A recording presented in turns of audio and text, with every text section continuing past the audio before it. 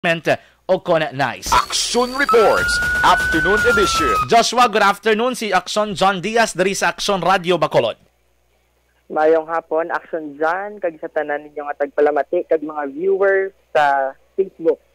Yes, Joshua, thank you so much for the time that you have shared dari sa amon sa Action Radio Bacolod. But just like to get details, no? Have you already received ining report nga ang SP sang Sagay City rejected, no? Ining proposed mining project sa Tambuli Mining Corporation dala sa Barangay Lopesaine, Sagay City. How important is this one? Anong reaksyon sang pila ka mga civic organizations nga ang ginaduso ang kausa is to protect our environment? Yes, ginakalipay na nato, no, sa mga nagakalain-lain yung mga organisasyon, upod na ang Daing Sarang Negros Initiative for Climate and the Environment, ang simbahan, particularly ang Diocese of San Carlos, kag ang Fisher Folk Alliance dito sa Sagay, no, ginakalipay nato ang pagpagwa sang resolution sang Sagay nga sundon ni ang panglungsod, ang ila resolution number 2024-005, no, rejecting ining proposal sang Tambuli Mining Corporation. Kag isa man sa ginakalipay pagid naton kay hindi lang ini declaration nga gina-deny nila ang application sang Tambuli Mining Corporation, but kung basahon nato ng ilang resolution, nagahambal pagid diri, no, nga naga-express pagid sila opposition kag objection sa future mineral mining sa City of Sagay. So hindi lang ni para sa ining proposal kundi sa mga madason sa mga proposal sang mining. Basically, this development is can we consider this one as kadalagan on the part of your group organizations sa iban pang mga residente sang Sagay? Yes, ginakilala gid naton nga kadalagan, no. In fact, ang ginpagwa namon nga statement, ginallowed namon ang sangguni ang panglungsod sang ila maayo nga desisyon, no, kay to protect the environment and to uphold social justice, no, kay sa statement man gani sang Social Action Center sang Diocese of San Carlos nga sa public scoping halimbawa or sa forum maging patigayon sang proponent or sang Tambuli Mining Corporation, wala man nila nasabat ang mga pamangkot. Labi na gid ang parte sa impact sang mining sa soil, sa aton kahanginan kag sa aton katubigan. Medyo madako-dako ini sa nga project, no. Ang ginalantaw naton diri is 60 hectare. Kung mabudlayan kita mag-imagine sa 60 hectare, paminsaron natin kung ano kalapad ang lagoon, halimbawa, kag i-times na siya sa 20. So, do mga 20 ka lagoon ang ilang, hindi lang ang tubig, kundi ang bilog na part, amo na kadako ang ilang project area. So, buot silingon, amo na kadako ang ilang, hindi man siguro amo na kadako ilang minahon, no? Pero may clearing sila sa vegetation, buot silingon ng utod sila puno. Kaya isa pagid nga ginakalipay naton tungod kay ang ining area medyo critical, no, kay may lapit sa mga rivers. Amo ni ang Tanaw kag ang Himugaan River nga naga-connect man siya sa aton nga kadagatan.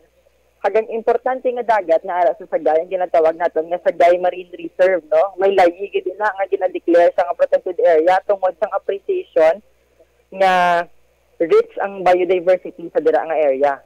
Okay. So, may ining gina-propose ka mining project will cover almost 60 hectares. Sa pila ni ayan ka mga barangay? Sa Gayla ni or may ara pagid sa mga adjacent nga mga cities?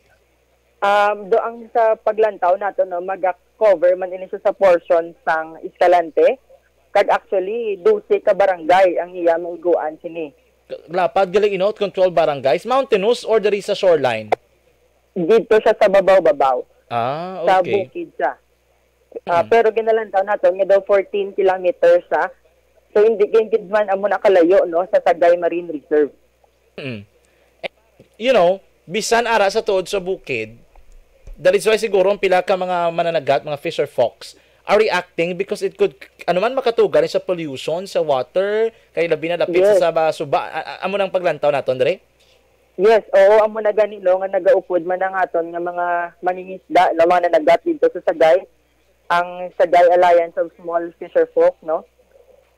Kay tungod na may pag-intindi kita nga kon ang in yung mga mining usually may mga sediments, no, nga nagaupod sa rivers naton kag madalas das man dito sa aton nga dagat. So basically maapektuhan gid man no ang ilang nga pagpangabuhi. Oo. So that is why we are very much happy. But do you think so this is the end of the proposal, or are you preparing yourselves for a more nga scrutinizing or rigid paging process if they're going to push through gid ining ilang mining project dala sa Sagay? Well, hopefully, amo na ni ang katapusan, no? Kay kinahanglan nila ang approval sa SP para magpadayon sila sa ilang project sa ilang pag-apply sa Environmental Compliance Certificate sa DNR. Pero hinali man gid nga hindi sila maguntat sa ilang proposal, magabantay man no ang mga grupo, labi na ang NICE, kaupod sa Diocese of San Carlos sa pagbantay sa proseso. Kag pag-ensure gid kung tani nga hindi ini madayon. But most likely siguro 95% hindi na ni madayon ang ilang project. So this is not only a chance para sa inyo grupo to prove that the justice system is still in place, but of course, no, sama ni sa mga residente dala Kasagay City, Joshua. Yes, no, oo, kag nag-approve man ini nga ang may-ara man kita gali sa mga leaders sa aton nga probinsya, kag sa Sagay particularly, naging pili nga amligan no ang environment kag i-push ang sustainability instead nga gubon ang kabukiran in return sang gamay nga kita sang mining. Joshua, gusto ko lang mahatag ka lang gamay siguro nga nga idea. Why is that we are against mining in general, any form of mining diri subong sa Negros Occidental in the context of environmental protection? Yes, kay ang mining projects isa sa mga pinaka-environmentally destructive na mga projects, no? Usually nag-connect din siya sa mga riverbed kung hindi man maguba ang livelihood sa mga tao nga nag-i-star nearby, no? Kag well, may ara sila sa mga ginatawag no nga mga responsible mining ko, no, pero sa subong wala pa na nato nakita kag kung ano man gid. Kag wala man kita nga naga-oppose lang, no. Halimbawa sa aton gintun-an tani ang ilang project description sheet nga almost 300 pages. Ginbasa naton kung ginalista na da nila kung ano ang mga posible nga impact. Kasi sila mismo nag-acknowledge nga maapektuhan ang ating environment. Hindi lang kami ang naghahambal tungod kay environmental group kami, kundi miski sila mismo nga naga-propose ang ini nga mining project. Ginakilala nila nga may impact ini sa environment sa mga pumuluyo sa palibot.